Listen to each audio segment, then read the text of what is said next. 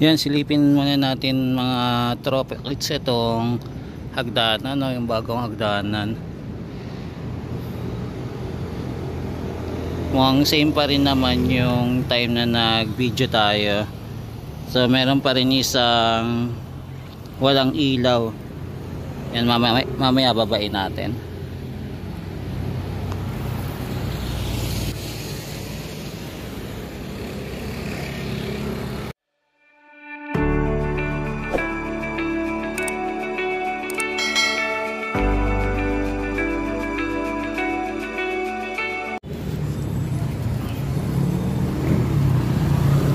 Yan, dito pala mapapansin natin yung mga tubo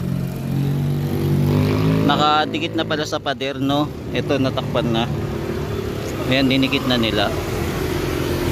Ayan, so hindi na halatang meron dito mga tubong nakalawit.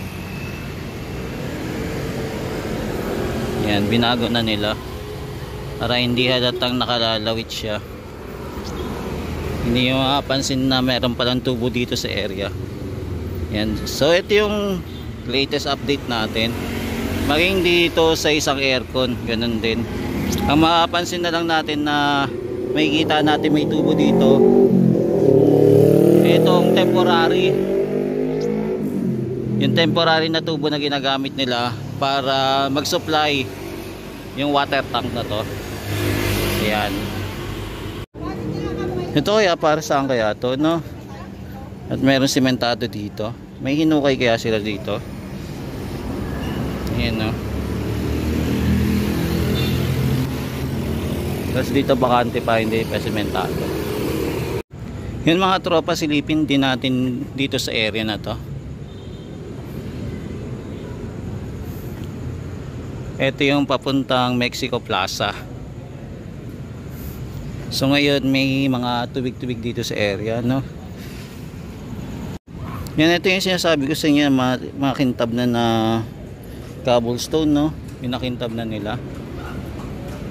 Saka hanggang dyan, yun, no? Makintab na siya. Diba, ang gandang daanan. So ito yung inuna nilang ayusin, yung makintab na cobblestone dito. Kaya kung nakapunta na kayo dito, mga tropites, ito na yung tsura ng mga cobblestone dito. Ang kintab na, grabe. Parang hindi mo madudumihan sa kintab nya. Yan, yung mga baluster dito halos hindi na naalagaan. Nagkakaroon na ng mga sapot dito sa area malapit sa Mexico Plaza. Ayan. So ito muna yung update natin dito sa area. Yan, silip din naman tayo dito sa taas. Silipin lang natin kung kamusta na ito mga sa ramp na to, kung naayos na ba, kung ano na nagbago dito sa ramp.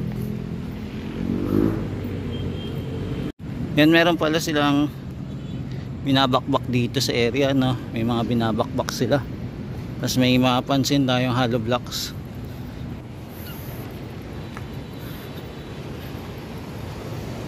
Yan, so may mapansin din tayong motor na naka-standby dito. Dito muna nag-park. Yan yung, di ba yung pumunta tayo dito, may napansin tayo mga tubo, pero ngayon wala na. Mukhang alalay lang talaga yun para dito sa hollow block na ginawa para sa plant box. Kasi di ba mapapansin natin yung una, yung plant box na to, ang bungi-bungi. Pero ngayon inayos nila, pinaganda nila. Ayan, ito na yung itsura ng plant box, kung mapapansin natin. Di ba ang ganda na? Ayan, ayan yung itsura ng plant box.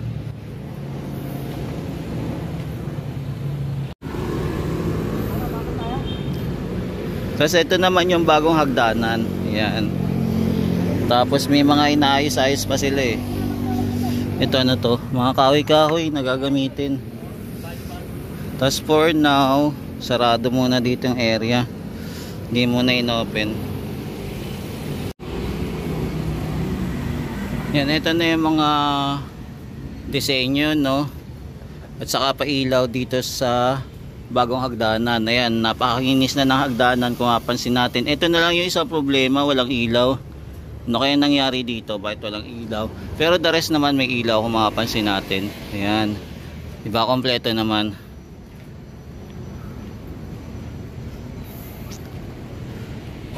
Yan, dito na mapapansin natin nakalatag pa rin yung mga steel matting. Hindi pa umaabot hanggang dulo dito. Malapit sa may halamanan. Kaya abangan natin kung kailan talaga nila tatapusin itong area at ano pa kaya yung may kulang ba silang materyales kaya natatagalan. Ayan, abangan natin kung ano pa yung mga preparation nila para lubusan na maayos itong roof deck at ma-finishing na nila. Finishing touch. Abangan natin. Yan, maganda sana kung meron din sanang ballaster itong area na to, no, yung sa halamanan, no. Ano sa tingin nyo mga tropa? Okay na ba ito na walang ballaster, na ganito na lang as is, na wala nang harang yung halaman, o kailangan pang dagdagan, lagyan ng pangharang na ballaster?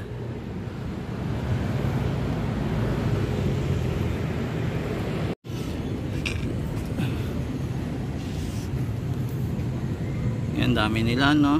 Grabe, dikit-dikit sila.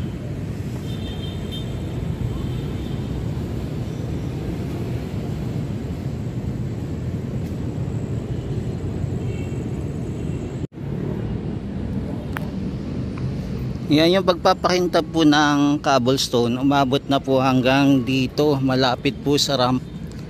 Ayan. So malapit na po siya sa ramp. So hanggang dito na po naguhit. Ayan, no, yung pagpapakintab.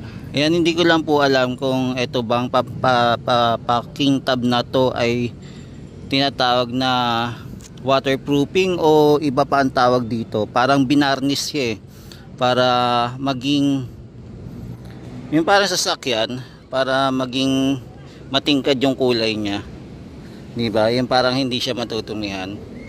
Ayan, comment na lang mga tropa kids kung ano tawag dito sa nilagay dito sa cobblestone.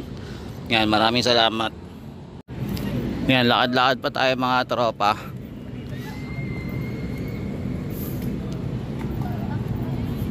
Yan, so hanggang dito yung may harang muna na gagawin pa nila. Yan, pasilip naman tayo dito sa may tunnel papunta ng hagdanan pataas. At hagdanan na papuntang Binondo Intramuros Bridge. Yan, makapansin natin itong scaffolding gumagalaw. Hindi ko alam kung ano yung inaayos nila dito sa area, pero wala pa naman nagbabago. Hindi pa naman siya parang adobe wall ang dating.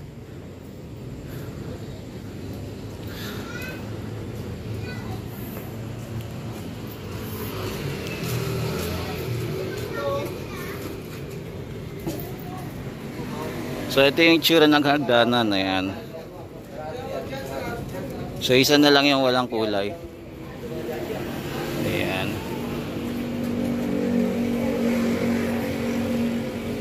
So dito pala mga tropa, inaayos din pala to. Para, ano kaya gagawin dito?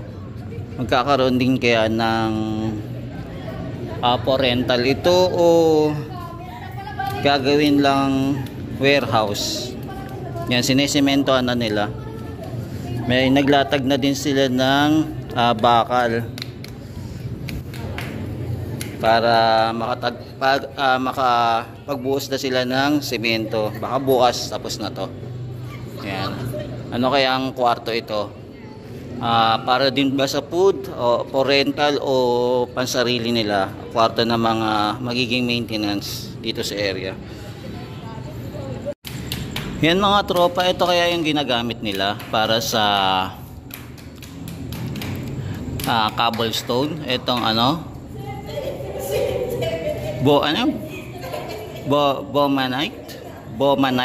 Bomanite tawag. Tama ba yung pagkabigkas ko? Bomanite. Yan. Kung ito ba yung ginagamit para sa cobblestone. Ayan, may naka-check kasi pa pang lighting.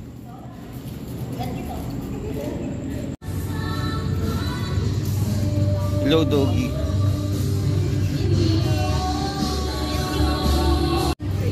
Yan, kung mapapansin natin mga tropa, dumadami yung mga nagtitinda dito, no? Kaya lang halos nagsitinda, halos pare-parehas eh. more on coffee. Tapos dito naman sa area na to, halos patapos na yung ginagawa nila, konti na lang. Tapos ayan, meron na din silang pintuan, kisame. Ayan, sa taas na lang lalagyan ng kisame. Ayan, alamin natin kung para saan to or for rental na tong area na to. Yan, as of October 10, 2024. Ayan, sarado pa rin po yung CR dito. Hindi pa rin po nata-turn over. So, abangan natin kung kailan mata-turn over to. Ayan, hanggang ngayon hindi pa nagagamit. Baka may mga kulang pa dito sa area. Katulad ng nabanggit natin, possible yung running water kulang pa. Wala pa dito. At saka yung mga faucet, baka hindi pa rin gumagana at etc.